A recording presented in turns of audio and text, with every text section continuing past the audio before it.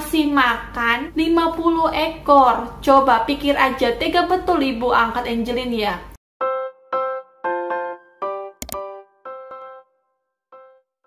Assalamualaikum warahmatullahi wabarakatuh. Di video kali ini aku akan membahas kasus yang ada di tanah air kita.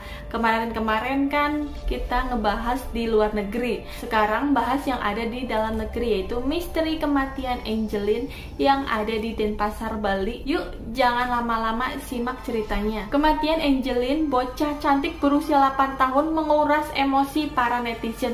Tak hanya simpati dan doa bagi Angelin, cacian juga dilontarkan netizen kepada pembunuh Angelin, guys. Beragam ucapan bela sungkawa juga datang dari selebriti. Mereka menuntut pihak berwenang mengusut tuntas kasus kematiannya. Angelin lahir pada tanggal 19 Mei 2007, putri dari seorang ibu bernama Hamidah dan ayah bernama Ahmad Rosyidi. Ia adalah putri kedua dari 3 bersaudara. Tapi sayangnya guys, para anggota keluarga ini kemudian tinggal terpisah karena orang tuanya bercerai, guys. Anak sulungnya yang bernama Ina usianya 16 tahun tinggal bersama keluarga ayahnya. Sementara Aisyah usianya 8 tahun tinggal bersama neneknya. Sedangkan Angelin tinggal bersama orang tua angkatnya, yaitu bernama Margaret Megawe. Ibu kandung Angelin, Hamidah, sejak usia 15 tahun guys, sudah merantau ke Bali untuk bekerja sebagai pembantu rumah tangga. Nah, di sanalah ia bertemu dengan ayah kandung Angelin, seorang pekerja buruh bangunan. Kemudian menikahlah dan menetap di Bali. Namun kini mereka sudah bercerai. Hamidah sudah menikah kembali dengan seorang pemuda Bali dan mereka sudah dikaruniai 1 anak. Ketika melahirkan Angelin guys, Hamidah tidak sanggup melunasi biaya persalinan. Margaret Megawe yang menawarkan bantuan untuk melunasi biaya sekaligus mengadopsi bayinya. Waktu itu tuh Margaret datang ditemani suaminya, yaitu yang bernama Douglas. Margaret mengeluarkan biaya sebesar 1,8 juta. Maka 3 hari setelah kelahirannya Angelin langsung dibawalah oleh Margaret dan tidak pernah bertemu lagi dengan kedua orang tuanya.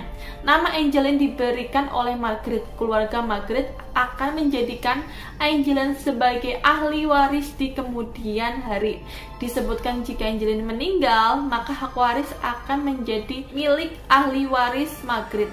Selain itu, mereka juga menyepakati agar kedua orang tua kandung Angelin tidak menemui anak kandungnya guys, sampai ia berusia 18 tahun. Lama juga ya guys. Nah, Angelin mempunyai 2 kakak angkat, yaitu namanya Caroline dan si Christina. Angelin tumbuh sebagai anak ceria dan ayah angkat Angelin, Douglas, sangat menyayangi Angelin. Namun Douglas meninggal dunia pada tanggal 17 September 2008. Semenjak itulah Margaret tampak terpukul dengan kematian suaminya.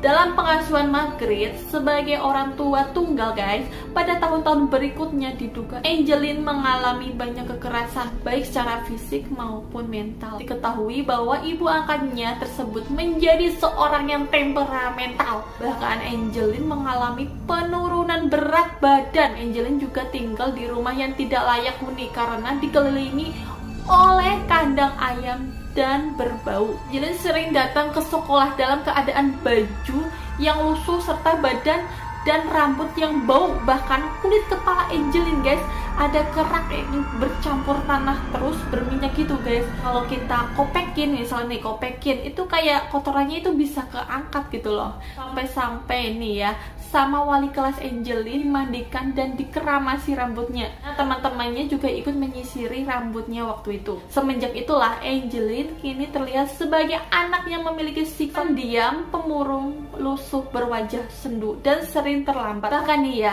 ia juga mempersiapkan bekal sekolahnya sendiri dan pergi ke sekolah dengan berjalan kaki sejauh 2 km guys, atau 1 km bila lalui pematang sawah. Wali kelas juga pernah mengantar Angelin sampai rumahnya, tapi hanya sampai di gerbang pagar. Soalnya pagarnya itu tinggi guys, dan itu pun sering sekali ditutup kayak privasi gitu guys. Nah, ketika wali kelas bicara dengan Angelin, "Nah, kamu kenapa sayang? Lambat terus ke sekolah."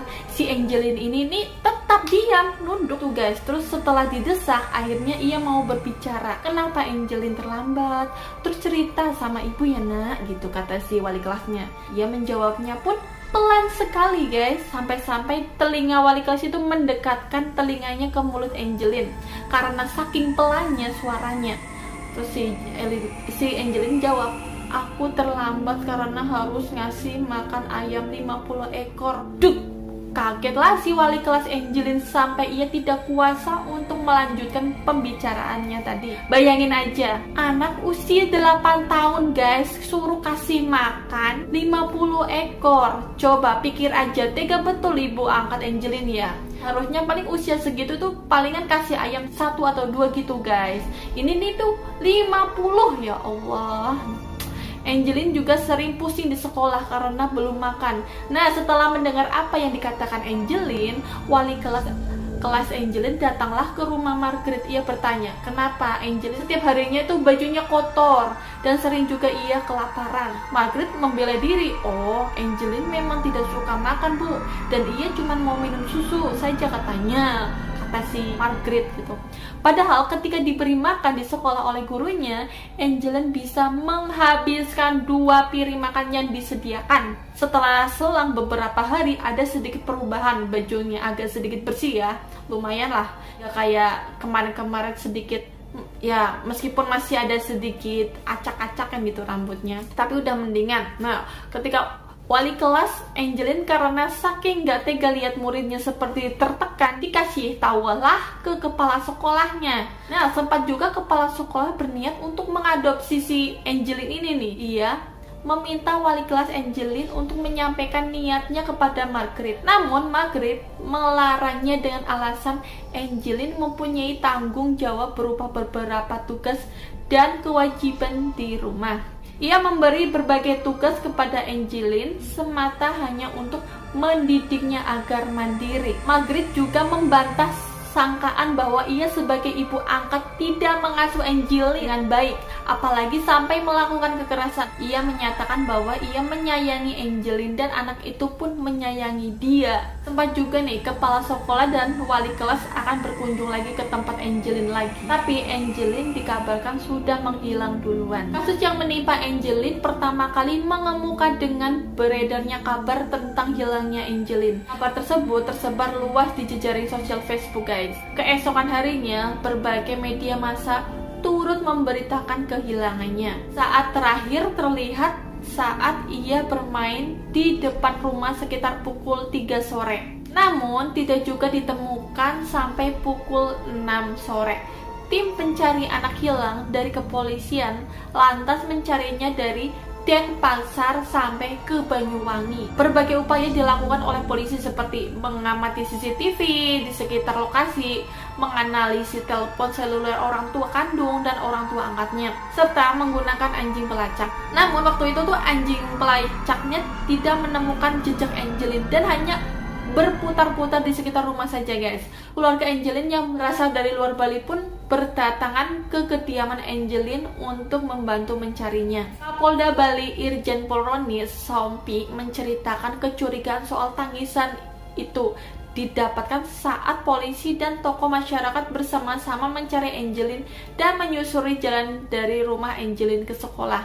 Saat itu Roni melihat ibu angkat Angelin ini Margaret sempat menangis, namun ada yang mencurigakan. Setelah melakukan evaluasi penyelidikan awal, Roni meminta kepada anggotanya untuk mencari lagi rumah Angelin karena dari beberapa hal ada yang mencurigakan. Setelah pencarian ketiga di rumah, polisi berhasil menemukan jasad Angelin terkubur di dekat kandang ayam di bawah tumpukan sampah di pekarangan rumahnya. Di kuburannya yang hanya setengah meter ditemukan juga bed cover, tali, dan boneka.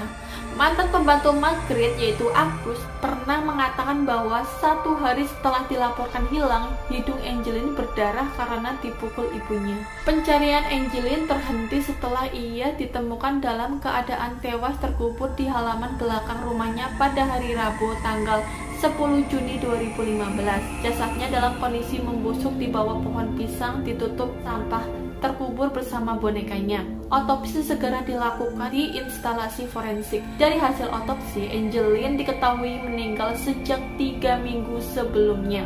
Di tubuh jenazah ditemukan luka-luka kekerasan berupa memar pada wajah, leher, serta anggota gerak atas dan bawah. Di punggung kanan jenazah ditemukan luka sudutan rokok. Selain itu ditemukan juga luka lilitan dari tali plastik sebanyak 4 kali lilitan.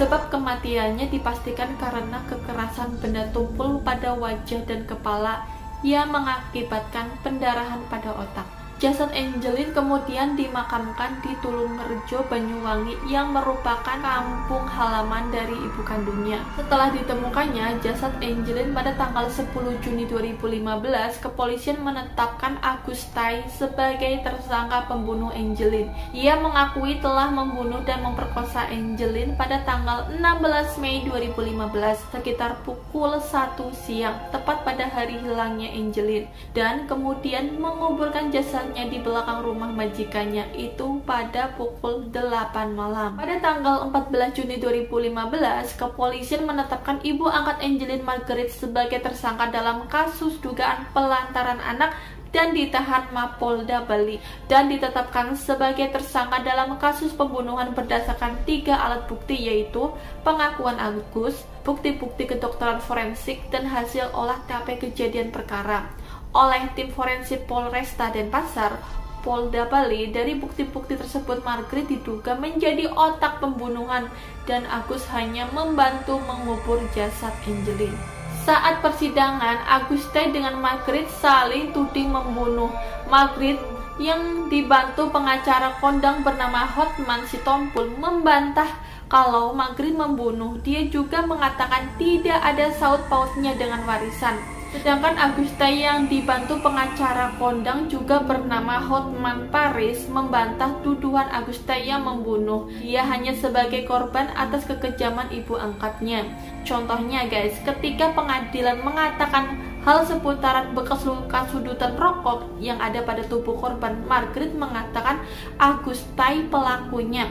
Giliran Agustai membantah, aku memang waktu itu rokok waktu itu kan, tapi ketika potong rokok itu aku buang, udah habis sama si Margaret, dia pungut lalu disudutkanlah ke korban gitu guys. Tapi Margaret ketika sudah dijatuhkan hukuman seumur hidup tetap membantah, saya tidak pernah membunuh anak saya difitnah. Giliran Agustai juga jawab, aku hanya korban. Aku juga meminta maaf, waktu itu saya tidak bisa menyelamatkan nyawa Angelin karena waktu itu nyawa saya sedang terancam. Kalau aku cerita, aku akan dibunuh, kata Agustai. Akhirnya keduanya dinyatakan bersalah atas kasus pembunuhan Angelin. Saya ikut turut prihatin atas kejadian ini. Semoga almarhum Angelin diterima di sisinya. Amin ya robbal alamin. Dengan adanya peristiwa ini guys, agar masyarakat itu jangan diam dan lebih jeli dalam perubahan anak jika melihat keganjilan pada anak. Berkaca dari kasus Angelin, masyarakat harusnya peduli dengan kondisi anak sekitarnya agar tidak ada Angelin berikutnya atau Angelin lainnya. Banyak dari kita nggak mau ikut campur langsung urusan orang lain. Setidaknya kita melaporkan itu ke pihak berwajib, sehingga ya jangan sampai kejadian seperti ini nih harus kehilangan nyawa seseorang yang kita sayangi guys. Untuk sekian video kali ini, untuk kalian yang suka dengan channel kami, bantu subscribe, like, dan komen ya. Wassalamualaikum warahmatullahi wabarakatuh.